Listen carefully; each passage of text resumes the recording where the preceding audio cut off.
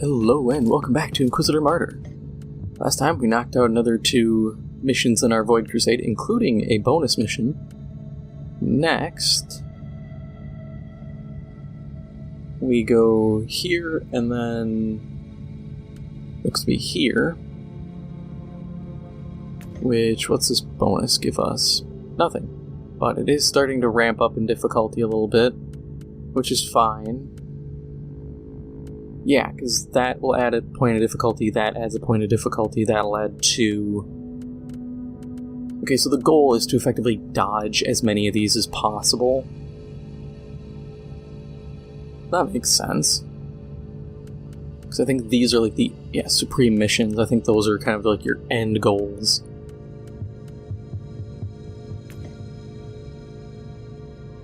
If we complete it, 10% increased damage against Eldar. Okay.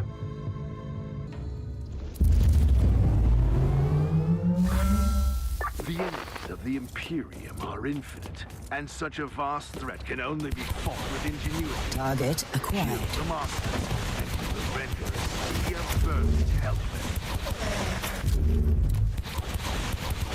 I just realized I'm getting bonus damage against Eldar. I hope I fight Eldar eventually, or that's going to be a very useless buff. Hey, you can kill guys, or you can be more effective at killing guys that you don't fight. Okay. Thanks, I guess. I don't think this game has any like flat weapon bonuses that are like plus X% damage against like chaos cultists. That's kind of nice, but it'd be nice if there was like an item you could equip 2 weapons for a flat % boost, because that I would actually really appreciate. One, because by making an item I can equip, it doesn't take away from actual generally useful attachments, but it also gives me something I can kind of tailor to certain situations.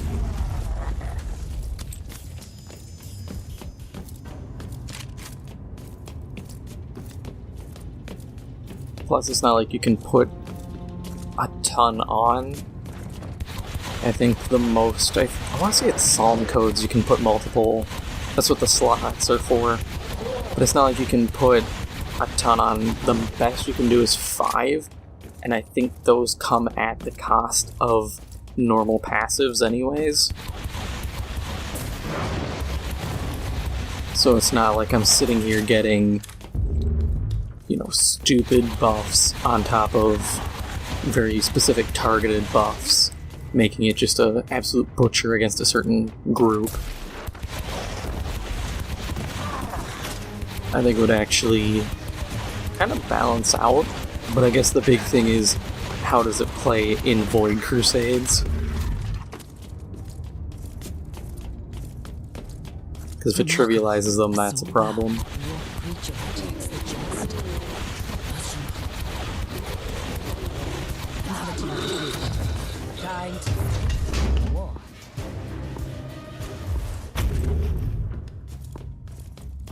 Nothing special. I was hoping to see a red name pop up.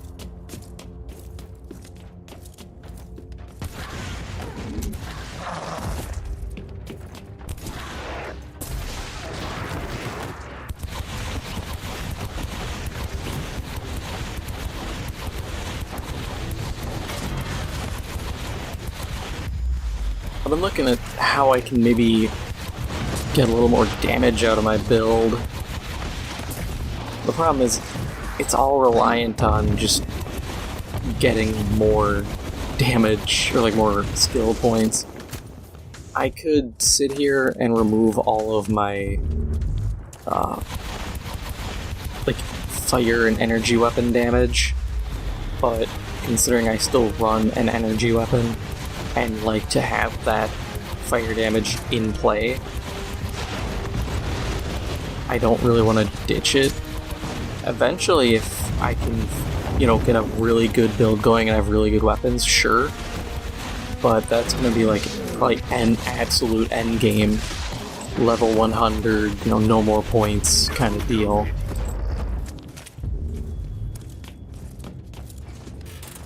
Target acquired.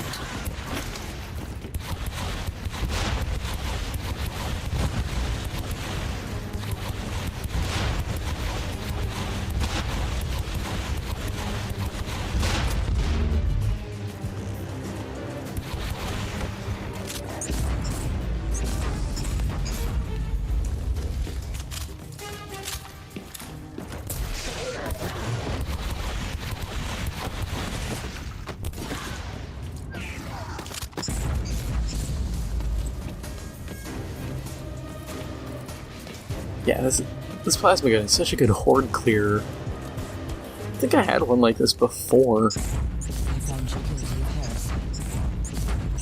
I just don't remember if it was on this character. Because I remember having a plasma gun that just flattened guys left and right.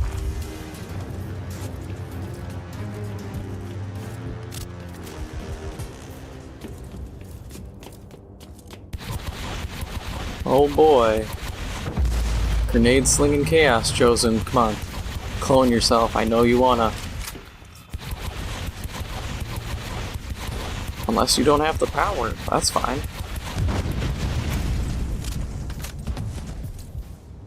Oh yeah, not even a psychic pulse when he died.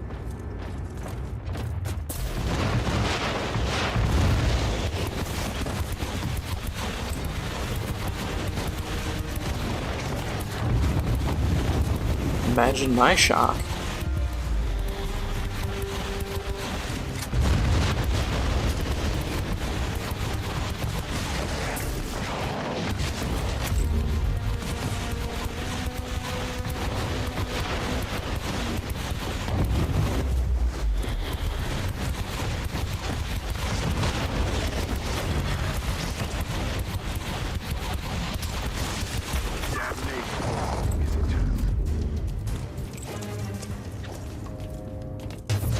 Oh, it's a piddly chest.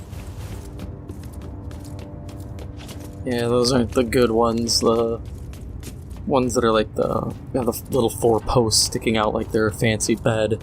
Those are the good ones. Target in sight. What? We finally get a... drawing a blank here. Demon Host. Finally. Nice to see them finally make a second appearance.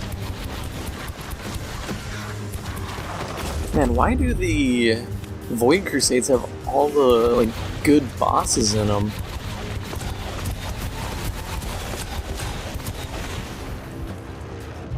Apparently in the next season we get the, what's it called? The Soul Grinder. Which I'm quite interested in seeing. Because that's a very cool enemy. We just haven't really gotten to see them yet, and I hope it means it explicitly shows that we're still getting some good support and new enemies. But I hope it means we might be able to start seeing some new, like, boss tier guys. You know, let me see a Great Unclean one. Hey, what do you got? Null Rod, okay. I might be able to wombo combo that with my existing Null Rod. That could be a interesting setup here. Just have to wait and see.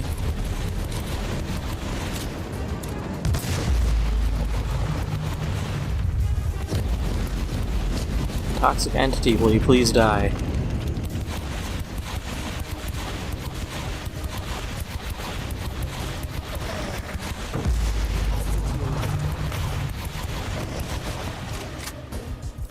No psych or death, okay. Check the back alleyway for additional loot, and nothing. Okay.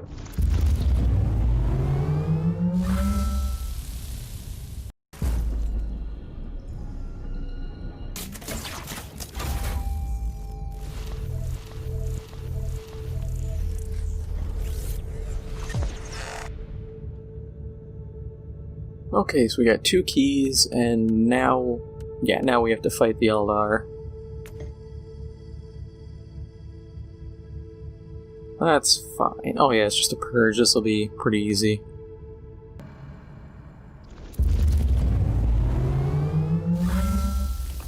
Maim the heretic. Slay the treacherous Xenos. Banish the fork-tongued demon spawn. So, I was sitting here thinking, like I tend to do, and I was thinking about the, all the different Chaos armies and all that. And I'm wondering if anybody else has noticed this. Both Tzeentch and Slaanesh have very little. Reloading. When you look at Nurgle and Khorne, there's tons of stuff you can use, and tons of vehicles and demon engines and all that. But then you look at Tzeentch and Slaanesh, and it's like, oh yeah, here's like 3. Have fun. I think in terms of visual aesthetics, they wrote themselves into a corner. Because when it comes to like Khorne and Nurgle, it's very simple. Oh yeah, Khorne, just make it angry and shoot blood or skulls. Make sure it's red and brass. Oh, Nurgle, make sure it's like a rotting thing and it shoots pus or like farts. You're good. But then Tzeentch, it's like, oh hey, so he has like screamers and flamers, but they're just like these noodly tentacle mouth multi-eyed guys. How do we translate that to a vehicle? How do we translate that to bigger demons? Well, you can't. What about Slaanesh? Well, it's people of semi-naked people with weird purple skin. Like, there's just not much there. They have a vehicle it's like a Titan or like a Warhound Titan size thing. It's like, oh, it's like a Tormentor or something. And the whole time it's like, oh, it uses like pain and all this, and I'm thinking, hasn't that just become the Dark Elf shtick? Like, that's Dark Eldar stuff.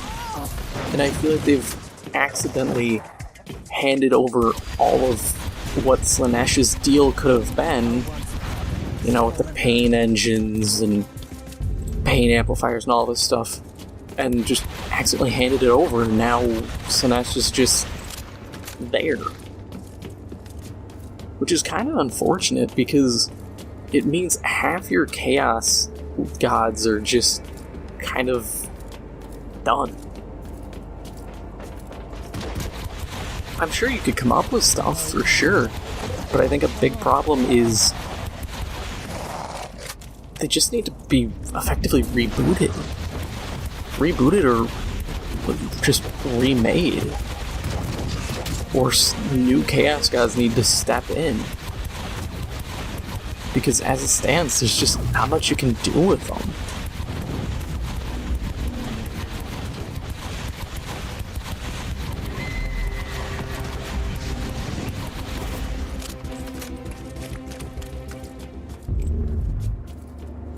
It's just something I realized, and it kind of made me a bit disappointed, because I like Tzeentch. I think he's a cool Chaos god, even though the whole, like, my plan within a plan was to plan around your plan that you planned around my plan, so my plan can go off to disrupt your plan that will disrupt my plan, that will actually work for my plan.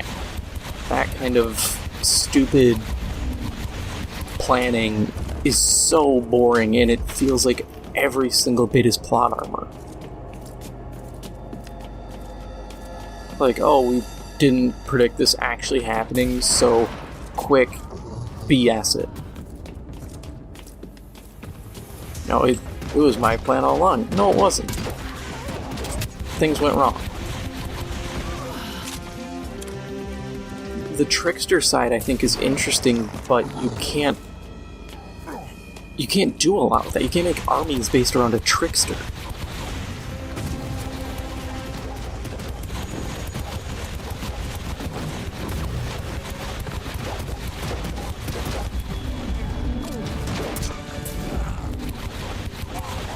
So it's just... they're factions that have kind of, in a weird way, run their course.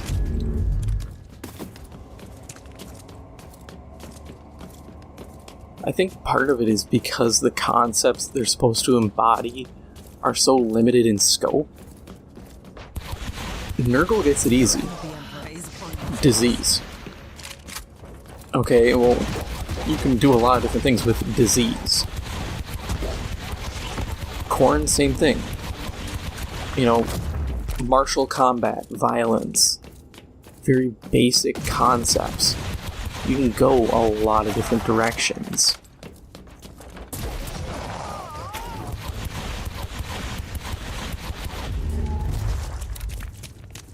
I've said before, I think Skaven would be a great introduction.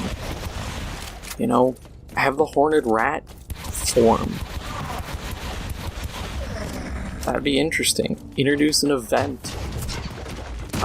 D&D had one where the drow god Lolth lost her power and couldn't respond to priestesses. Introduce something like that. You know, chaos gods getting disrupted. Their power cut off.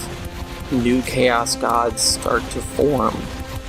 And while they're small, they gain worshippers, and while no single one can fight against the big four, they also can unite to hold off any of the big four.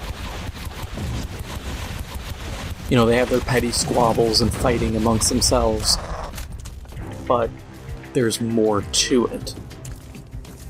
I want to check this little alcove quick. Because I've said it before, I feel like Chaos, like I said a little while ago, a lot of their aesthetic and their shtick has kind of run its course, but then prior to that,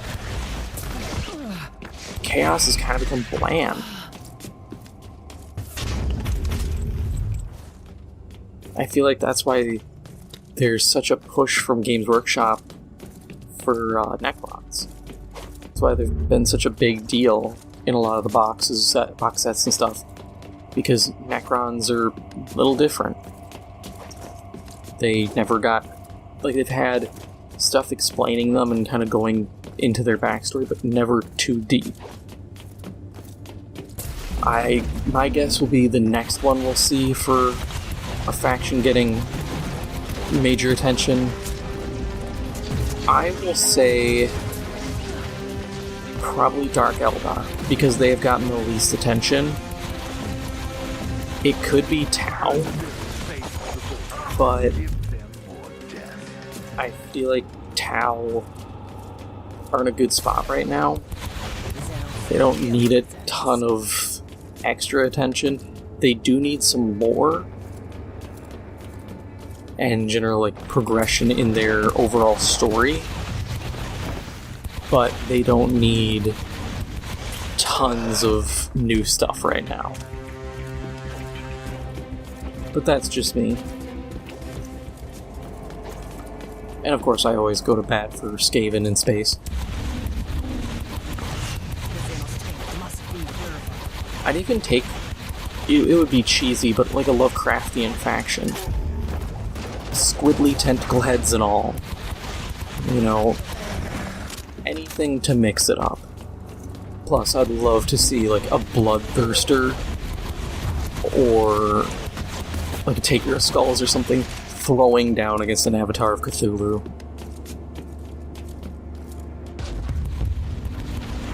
It would be the wackiest thing, and I think it'd be just phenomenal.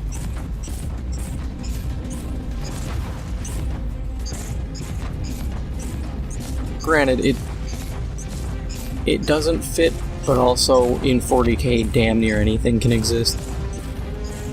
I've first said it before, there's a space station that went dark, and it was like a mining station, and the station was found completely disassembled and laid out on the surface of a planet, and all the crew were disassembled and laid out in order on the surface of this moon. And that's creepy as hell. And I think that's the kind of thing where you could easily say new cosmic entity. Of course, the question becomes, where do they draw their power? You know, is it the warp? Is it not the warp? Once again, the enemies of the Imperium failed miserably. Fighting in the warp I don't think's a bad idea. I'm always down for some War in Heavens style stuff, but that's just me.